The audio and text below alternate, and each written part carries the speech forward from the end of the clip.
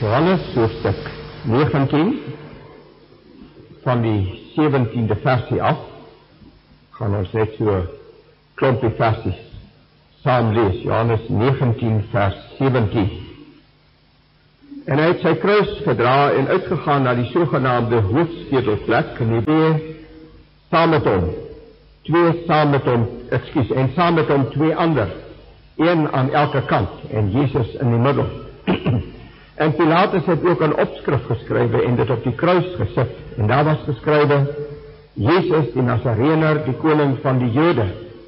Nie die opskrif, die Nasarener, die koning van die Jode. Nie die opskrif, dan het baie van die Jode gelees, omdat die plek waar Jesus gekruisig is, naby die stad was. En dit was geskryf in Hebreeus en Grieks en Latyn. En die owerpriesters en die Jode het vir Pilatus gesê, moenie skrywe die koning van die Jode nie, dat hy gesê het, ek is die koning van die Jode. Pilatus het geantwoord, wat ek geskryf het ek geskrywe. En toe die soldate Jesus gekruisig het, neem hulle sy klere en maak 4 dele vir elke soldate deel, en die onderkleed, maar die onderkleed was sonder naad, van bo af in een stuk gewewe. En hulle het vir mekaar gesê, laat ons dit nie skeur nie, maar laat ons die lot daaroor werk, wie sin dit sal wees, sodat die skrif vervul sou word wat sê, hulle het sy klere onder mekaar verdeel, en oor my gewaad het hulle die lot gewin. En die soldate het dit dan gedoen. En by die kruis van Jesus het gestaan sy moeder, en sy moeder sy suster Maria, die vrou van Klopas, en Maria Magdalena. En toe Jesus sy moeder sien, en die disipel wat hy lief gehou, daar is u seun. Daarop sê hy vir sy disipel, daar is jou moeder. En van daardie uur af, het die disipel haar in sy huis geneem. Hierna, omdat hy geweet het, dat alles al volbring was, sodat die skrif vervul sou word, het Jesus gesê, ek het dors. En daar het 'n kan vol asyn gestaan, hulle het 'n spons met asyn gevul, en op 'n hisopstengel gesit, en aan sy mond gebring. Net al daar, die Here se woord vanmôre, tot ons harte uit sy geskrewe woord. Nou, ons het gisteroggend begin, wat die Here Jesus geuit het, terwyl hy aan die kruis gehang het, en ons het gisteroggend by die eerste 2 stilgestaan, waar ons duidelik kon sien, dat al 2 van hulle smelt saam, en hulle vertel vir ons die een wonderlike ding, wat net, soos ek aan die einde vir u gesê het, en hulle vertel vir ons die een wonderlike ding, wat net, soos ek aan die einde vir u gesê het, in ons godsdienst beskikbaar is. Geen ander godsdienst of ideologie besit daardie een wonderlike ding, dat ons aan daar, en toe ons nog by Bethel Bybelskool was, het ons uitnodiging gehad om een van die Engelse kerke te gaan, vir die studente om deel te neem, en die ou predikant, 'n baie ou predikant, maar 'n dierbare man van God, het 'n kosbare illustrasie vertel. Hy het gesê, daar is iemand wat in 'n put geval het. En uit die put het hy besef dat sy redding sal moet van buite afkom. En hy het geroep om hulp. En die eerste een wat verbygekom het, was Confucius. En Confucius het vir hom 'n boek afgegooi, en het gesê, en red jouself. Die ander een het verbygekom met die naam van Mohammed. En Mohammed het vir hom 'n lys goeie werke afgegooi in die put. En hy het gesê, doen al daardie goeie werke, en red jouself. En toe het die Here Jesus verbygekom, en hy het afgeklim in die put, en hy het hom uitgehaal, en hy het hom gered. Maar net ons godsdienst kan so iets vir 'n mens aanbied. En die wonderlike ding, wat James ook vir ons van vertel het, dat die Here in sy groot genade vir ons vergifnis kan gee. Dit maak nie saak hoe diep ons gee. Dit maak nie saak hoe diep ons in sonde geval het nie. Dit maak nie saak hoe vlak ons in sonde rondgeploeter het nie. Vergifnis is daar vry te kry in ons Here Jesus. Nou, vanoggend kan ons nie weer 2 agter mekaar vat nie, want dan pas hulle nie goed by mekaar nie. Ons het hierdie gedeelte gelees, En Johannes gee vir ons hierdie twee, in die volgorde soos hy dit stel, die derde en die 5de kruiswoorde. Hy gee vir ons eers die derde een daar in die 26ste en die 27ste versie, waar die Here Jesus vir sy moeder gesê het, vrou, daar is u seun, en terselfdertyd ook vir Johannes gesê, daar gesê het, ek het dors, in die 28ste versie. En al twee van hulle, of ons hulle nou so kan sien op die oomblik, ek vertrou ons sal het so sien as ons klaar is, het gepraat van sy geweldige verantwoordelikheidsbesef. Ten spyte van die feit, en dit sal ons 'n paar keer vir mekaar, verantwoordelikheidsbesef. Ten spyte van die feit, en dit sal ons 'n paar keer vir mekaar moet sê, ten spyte van die feit dat hy as mens, 100% mens, aan die ellende van die kruis onderwerp was.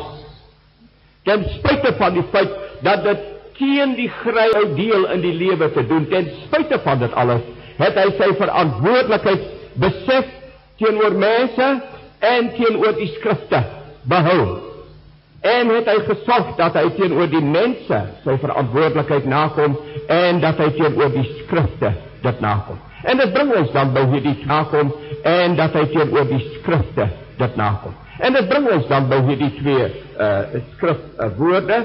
Die eerste een, vanselfsprekend, praat met ons oor, terwyl hy daar aan die kruis gehang het, van sy sorgsaamheid, wat hy openbaar het teenoor die mense. Ek sal net nou weer, daarna wat verlede Sondagoggend in Dominee Stephensterk se kerk was daar in Tygervallei, of as u nie in die kerk gewees het nie, dan het u miskien ingeluister soos ons dit wel gedoen het, vir my net so die laaste stukkie, oor sy boodskap wat uitgesaai was oor Radio Tygerberg, en hy het oor hierdie kruiswoord gepraat. Ek wens liever dat môre daardie boodskap vir ons kan herhaal, miskien is dit op kaset, ek neem aan dit is, en u kan dalk so ver gaan om dit vir u te bestel, want dit is kosbaar. En hy het gepraat oor wat ek so al lank al besig was om myself voor te berei, die manier waarop die Here, terwyl hy daar in die ellende van die kruis vir hom bevind het, nog gewillig was om teen die grein van die menslike natuur sorg te dra dat ander mense versorg moet word, en dit veral in hierdie geval natuurlik sy moeder. Dit ten spyte van die feit dat hulle daar in Lukas vir hom was en in Matteus en al die ander evangelies die wet van menslikheid as dit ware op hom afgedruk het, en het hulle elke keer vir hom op een of ander manier probeer oorreed om hierdie wet van menslikheid na te kom, hierdie wet van selfbeskikking en selfonderhoud, en vir hom gesê het, verlos u self, los nou die mense, los nou al dit, verlos u self, los nou die mense, los nou al hierdie ander dinge, raak nou opgenome net met u self, want u is in die moeilikheid. U hang aan die kruis van Golgotha, u is aan die vloekhout vasgespijker, binnekort gaan God sy rug op u dra. U gaan in daardie stukke duisternis beland. Hoe reg om dit te doen, is dit nie? As ons in die moeilikheid is, meneer Pieter het vir ons net vertel van die ware ou Roekie, wat vergeet het van alles anders en net haar eie behoud graag gesien het, en het gedurig die bloed gepleit het. Dis heeltemal reg, dis menslik. En dis soos dit behoort, dis menslik. En dis soos dit behoort te wees, op die menslike terrein. Maar onze godsdienst is 'n paradoks nie. 'n baie groot paradoks. Paulus beskryf dit vir ons as hy in sy brief aan die Romeine, 11de hoofstukke, begin praat oor die olyfboom en die takke wat afgekap is en die wille tak wat ingeënt is. En u weet mos van al daardie verwisseling van takke wat hy met ons praat oor die uitverkiesingsleer. En dan sê hy vir ons 'n baie interessante woord daar in die 24 vir ons 'n baie interessante woord daar in die 24ste versie. Wat vir my sê dit wat ek besig is om op die oomblik vir u te sê. Hy sê dat hierdie dinge wat nou gebeur met die Christene in die dispensasie van die kerk. Hy sê al hierdie dinge, een van die besondere kenmerke van hulle, gaan wees teen die natuur. En hier begin dit aan die kruis van Golgotha. En teen die natuur in openbaar die Here Jesus sy sorgsaamheid teenoor sy moeder, en natuurlik die les wat ons het in ander dinge. Die wet van die mens sê, red jouself. Daar het 'n tyd gelede 'n verhaal by ons uitgekom, 'n ware verhaal, wat ons harte diep geroer het. 'n predikant in een van die dorpe wat nou Noordwes genoem word, was in die strand met vakansie. Hy en sy vrou en hulle 2 seentjies. Die seentjies het hulle self geniet in die see. En toe breek daar die oggend aan dat hulle die strand moet verlaat, terug na hulle gemeente, terug na hulle dorp en hulle aktiwiteite. En terwyl hulle daar met kusweg afgery het die 2 ouetjies begin soebal. Hulle gesê, ag papa, hou stil. Kom ons gaan nog net een keer in die see. En hulle het hom oorreed, hulle het stilgehou, hulle het hulle swemklere uitgehou, en die 2 seentjies het in 'n geweldige stroom beland. En skielik besef hy, lewe en dood staar hulle in die gesig. En selfbehoud sê vir hom, gaan so te werk, dat jy gered word. Hy besef, hy kan nie al 2 van hulle red nie, is onmoontlik. Naaste aan hom is die oudste enetjie, en hy sê, dit was een van die vreeslikste oomblikke in sy lewe, om te besef, watter een gaan hy probeer red met homself, en watter enetjie gaan hy maar los, om te verdruk. Die oudste enetjie is naaste, en hy gryp hom, en hulle 2 bereik die strand. Maar hy sê, toe hy so sy rug op die ander ouetjie draai, toe roep hy oor die golwe, hy sê, papa, gaan jy my los? En hy moes hom maar los, want die wet van selfbehoud is besig om te werk. Red liewer vir jou en die enetjie. En dan, nou ek sê dit nie met 'n verkeerde gesindheid teenoor hom nie, voorwaar nie. Los dan maar die ander enetjie, laat hy maar aan sy lot oorgegee. Dis die wet van selfbehoud. Maar die wet van die Christelike lewe sê, red die ander, as dit dan daarop aankom, ten koste van jouself. Weet daardie verhaal in Johannes hoofstuk 9, van die blinde man, en wat deur die Here Jesus sy oë oopgemaak is, en sy ouers is altyd vir my hier, en geweldig. Daardie ou kindjie is blind gebore. Hulle het hom baie goed versorg en vertroetel, en al die moeite gedoen, wat 'n mens vir 'n ou blinde kindjie kan doen, totdat hy 'n volwasse man is. Alles het hulle vir hom gedoen. En nou het die Here Jesus die wonderwerk gedoen, en nou is die Fariseërs die harnas ingejaag oor hierdie wonderwerk wat plaasgevind het, en hulle takel hom van alle kante af, en hulle kry met hom niks reg nie, want hy volstaan by een storie, wie hy ook al is, weet ek nie, maar een ding weet ek was blind en nou sien ek. En 'n sondaar kan nie die oë van mense oopmaak. En toe dink hulle, goed, as ons met jou niks reg kry nie, dan takel ons jou ouers. En weet jy wat doen hulle? Hulle gooi dit terug na hom toe. Hulle sê, ons lees dit daar in Johannes 9, omdat hulle bang was, omdat selfbehoud ingekom het. Selfs vir die disciples, ek weet nie wat sê die Bybel sê, he is of age, asking. Want selfbehoud is die norm van die lewe, totdat dit by die Christelike lewe kom. Totdat dit, as ek dit so kan uitdruk liewer, by die gekruisigde lewe kom. Dan raak selfbehoud hierdie sorgsaamheid teenoor ander bewys, waar ek myself vergeet, waar ek myself verloon, waar ek myself te nakom in die lewe, as ek net ander kan help.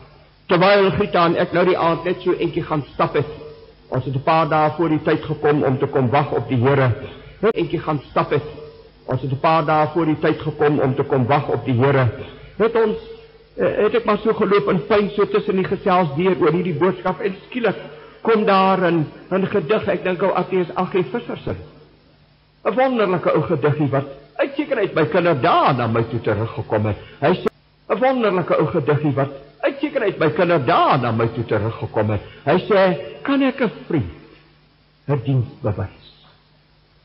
Luister wat sê hierdie man. Laat niks my daarvan keer. Ons doen die korte lewensreis Niks. Nie die selfbehoud, die behoud van my eie lewe, mag my keer as iemand anders in nood verkeer. En moet nou nie dink, ek praat nou van fisiese node nie, daarmee is ons nie besig nie. Maar mense om my, mense in hulle massas, wat in hulle massas, wat in 'n geweldige sielenood verkeer. Hy sê, laat niks my daarvan keer, as ek dan sy gedig kan inbring. Want, ek gaan net een keer hierdie pad doen. As ek hom help, het ek hom gehelp. As ek hom nie help nie, het ek hom nie gehelp nie. O, toen daar kwam hoeveel mense is vanmorgen in Christus door sy ewigheid, omdat Christus na selfbehoud gekyk het. En nie probeer het om ander te help, soos dit moet wees nie. Daar is mos daar die wonderlijke woorde hier in Filippense 2, ons praat hieroor in die 5de versie. Hy sê, want hier die gesindheid moet in julle wees, wat ook in Christus Jesus was. Hy, wat in die gestalte van God was, het het geen roep geag om aan God gelyk te wees nie. Hy het nie oortree om te aanvaar dat hy op 'n gelyke vlak met God staan. Maar selfbehoud het nie by hom getel nie. Dan gaan hy voort en hy sê vir ons, hy wat in die gestalte van God was, het geen roep geag om aan God gelyk te wees nie, maar het homself ontledig.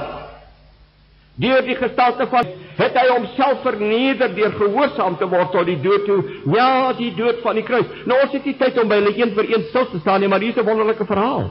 Ons moet Sanders sê, as hy praat van hierdie, hy het homself ontledig, dan sê hy, on his way down to the earth, he littered the sky, homself ontledig, dan sê hy, on his way down to the earth, he littered the sky with glory. So sy heerlikhede weggegooi, om hom te stroop van elke vorm van heerlikheid, wat ons vanoggend in Johannes 17 gelees het, wat hy het homself ontledig van dit alles, net een spesifieke doel, vriende, om ander te kan help.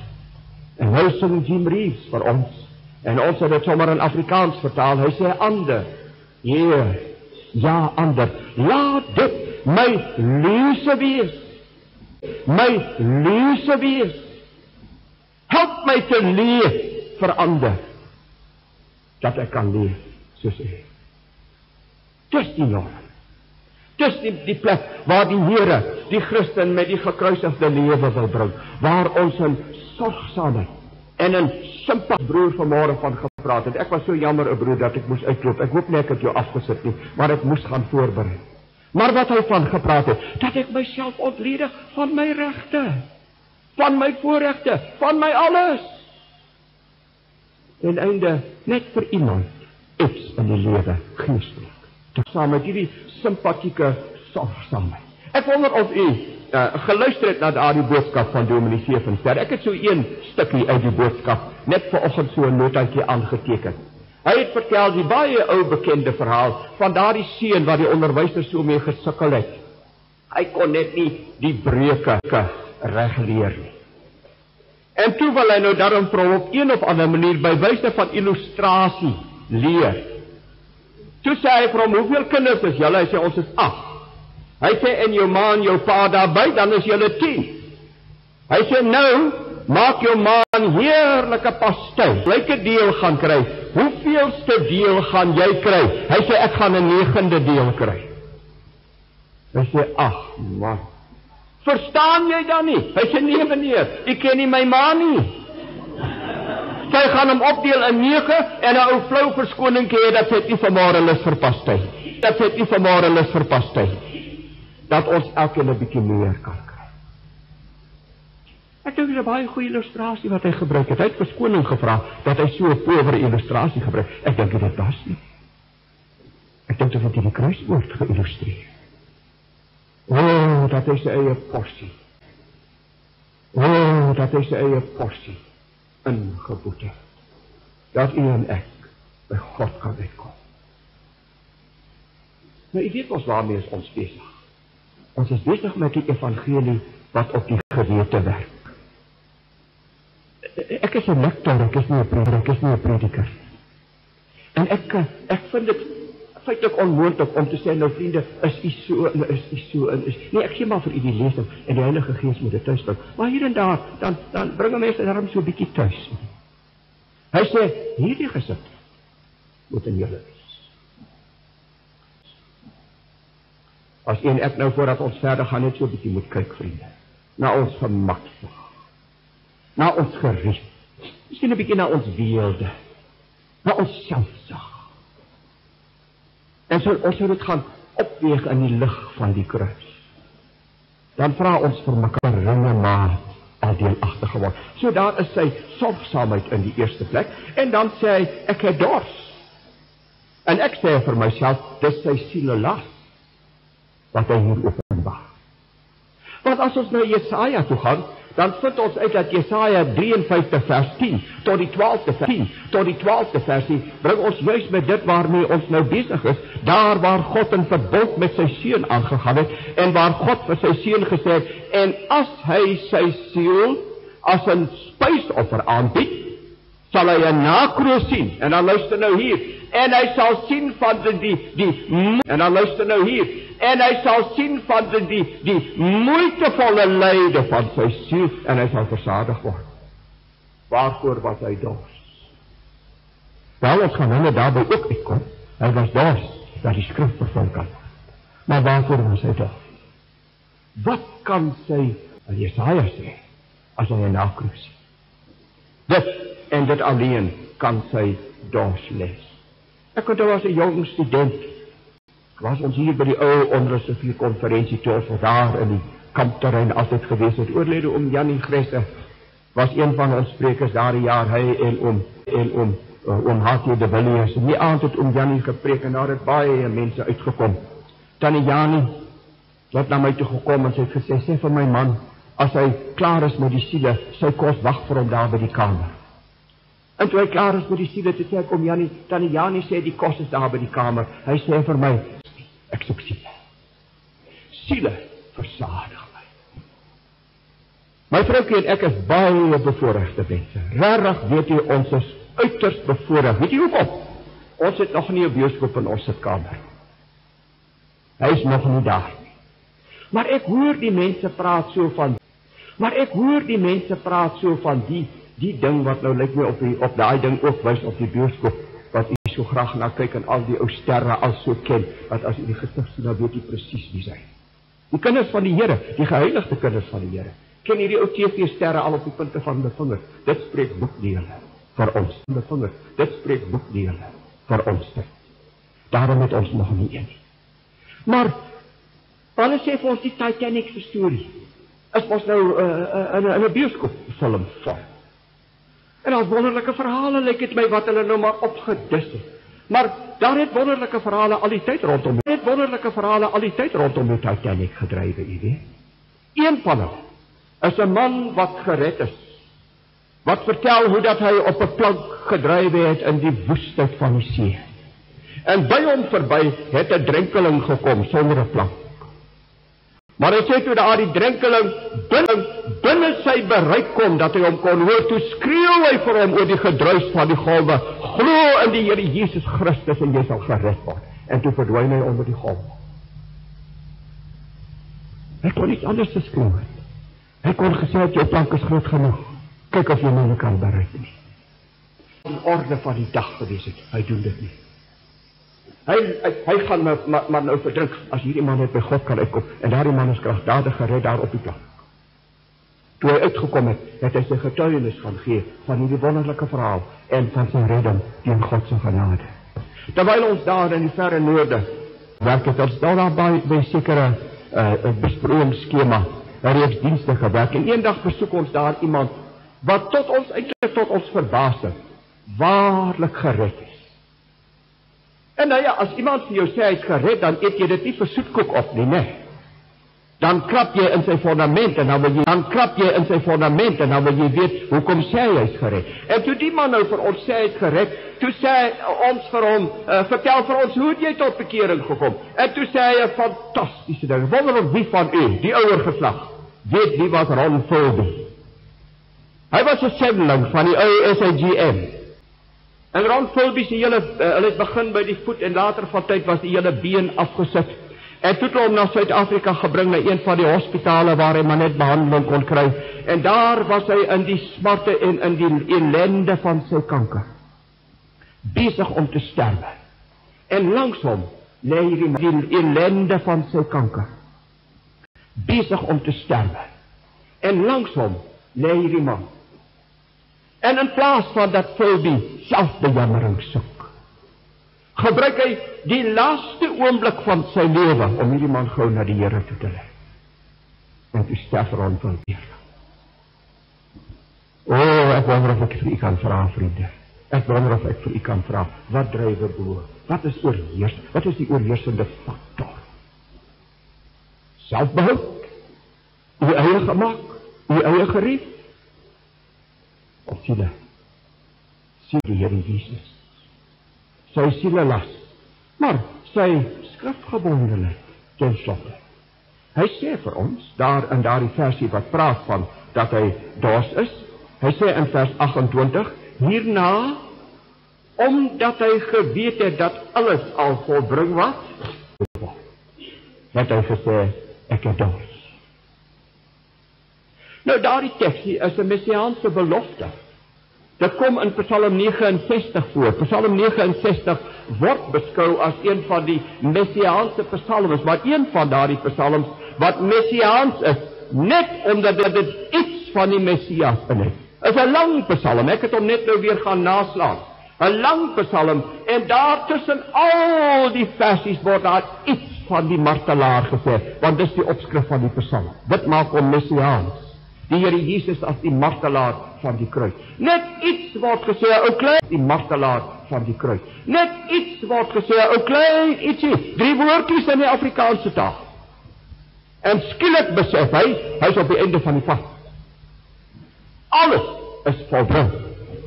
En daar's 'n ou klein stukkie skrif wat nog nie vervul is in sy lewe nie.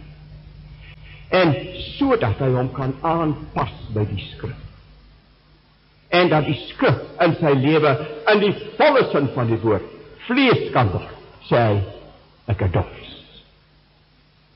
Ons het gisteraand 'n bietjie hiervan gepraat, maar ek dink nie ons kan gou ophou om daaroor te praat. Daardie teks bly by my, u weet waar Johannes vir ons sê in Johannes 1, en die woord het vlees geword. Nou, hy praat van die Here Jesus. Maar, dit was ook vir ons. Net so sê hy, in dieselfde asem vir u en vir my, as mense wat sê dat ons by die kruis van Golgotha tot stilstand gekom het, en dat ons die kruisgesindheid in ons lewens laat inkom het, sê hy vir ons, daar is een ding wat soos 'n paal bo water staan, die woord moet vlees word. Paal bo water staan, die woord moet vlees word. Ek moet die woord word. Daar is 'n wonderlike waarheid vir my in Esegiel. Daar die eerste paar hoofstukke 2 en 3, waar die Here mos vir Esegiel die boekrol gegee het. En toe hy vir hom die boekrol gee, toe sê hy vir hom, mense kind eet. En toe sê hy 'n baie interessante ding, wat ek glad nie lank gelede eers raak gesien het nie. Hy sê, laat jou buik eet. Eers met die mond, en dan met die maag, met die buik. En waarvan praat dit? Die wat biologie ken beter as ek, dit praat van metabolisme. Dit praat van daardie pap wat u vanmôre geëet het.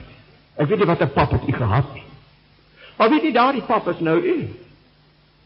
Daardie pap lê nie meer in u maag nie. U het dit met u mond gesluk en u maag het aan die eet geraak. As ek die term kan gebruik. En daardie pap is nou u. Sien jy daar 'n bietjie van daardie pap in u oog nie? En in u lede. En die Here sê vir Esegiel, eet die woord en word jy die woord.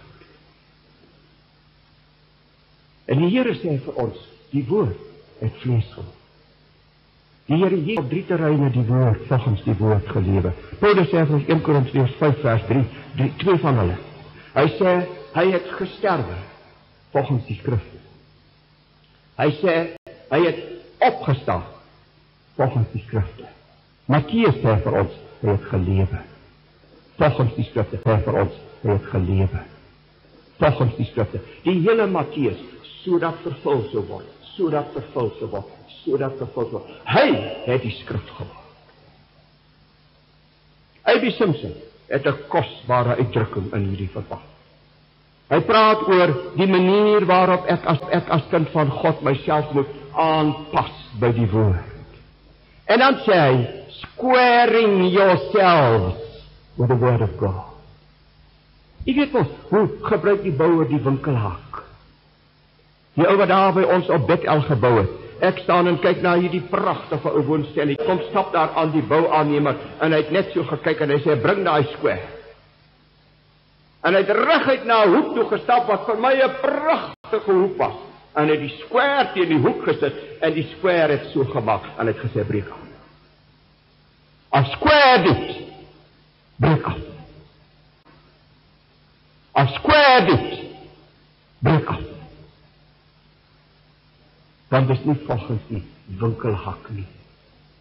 En A.B. Simpson sê, square yourselves with the word. Mevrou Beryl Kellerman het van ons afskeid geneem toe sy finaal afgetree en sy het geword the guidelines for our lives. Die skrifte is die riglyne vir ons lewe. Daar moet 'n skrifgebondenheid wees by die kind van die Here, wat gaan aanpas ten alle koste by daardie skrifgebondenheid. Daar in Handelinge 2 het die Heilige Gees neergedaal en die mense het na Petrus hulle toe gekom daar en hulle gesê, wat gaan nou aan? Toe sê Petrus 'n fantastiese ding. Hy sê daar in Handelinge 2, vir die 14de versie dink ek, hy verwys na die profesie van Joël. En hy sê, this is that. Weet jy wat sê hy, inderdaad? Hy sê, vat ons en sit ons in die een skaalbak, aan die een kant. En vat die profesie, vat die woord, en ontdek ons balanseer. Dit is dat. Ek het het gestaan gesê, miskien het ek toe so 'n bietjie hard gesê, kom ek sê dit weer, ons moet aanpas met die skrif. Ons moet eweveel lig nie, verstaan my baie mooi. Ons het nie almal eweveel lig nie. Ons het almal lig. En daardie lig wat ek het, is my verantwoordelikheid om daarbij aan te pas, om daardie woord in my lewe vlees te maak. Dat ek die skrif kan. Toe ons twee in 'n sekere stad gewerk het, was daar 'n dame gewees. Ons was baie goeie vriende. Daar was 'n baie mooi gesinde. Sy en my vroukie loop al 'n baie lang pad saam in die lewe. Sy en ons was op menslike vlak baie goeie vriende. Ons is dit nog. Maar nou nie juis eintlik op leerstellige vlak. Leerstellig sien sy nou party dingetjies anders as wat ons dit sien. En ek dink sy het 'n opregte oortuiging in haar hart dat haar siening die regte een is, en oortuiging in haar hart dat haar siening die regte een is en nie onsse nie. En ek dink sy het 'n opregte begeerte in haar hart gehad om ons twee reg te help. En een Saterdag het sy vir ons kom kuier en ons het heel gou agtergekom, sy het vanmôre gekom om ons twee reg te sien. Dat ons by die waarheid van die skrif kan uitkom. Nou sy het dit nie reg gekry nie. En toe later is sy weg. Maar terwyl sy met ons praat en ons probeer oortuig, lê die spore van die wêreld op die ou gesiggie.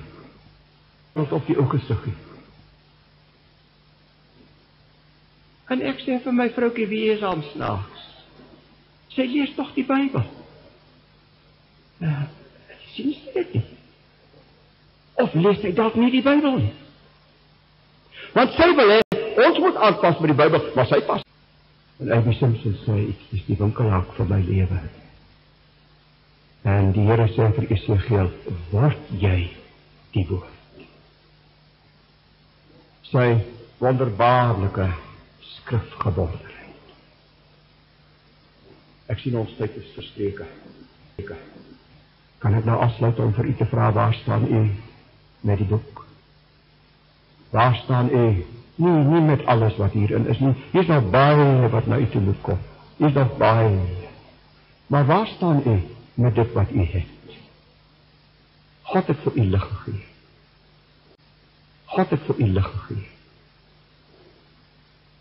U woon heiligheidskonferensies by. U het lig. U het morgen baie mense daar buiten, u is bevoorregte mense.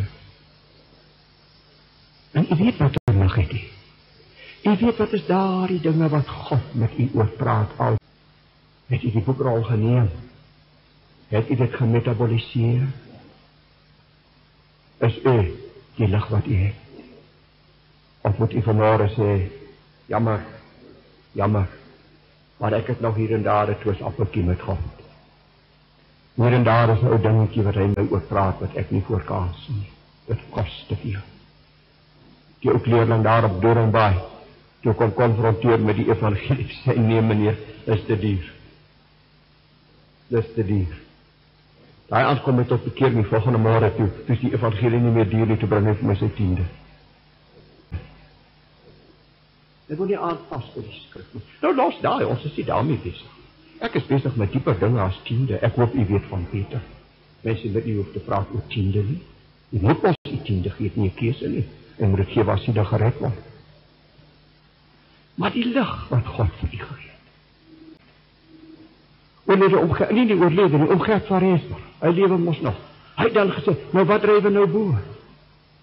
Wat is die Heilige Gees besig om vir jou op te bring? En daar op die oppervlakte te laat drywe, en jy word bewus van die feit.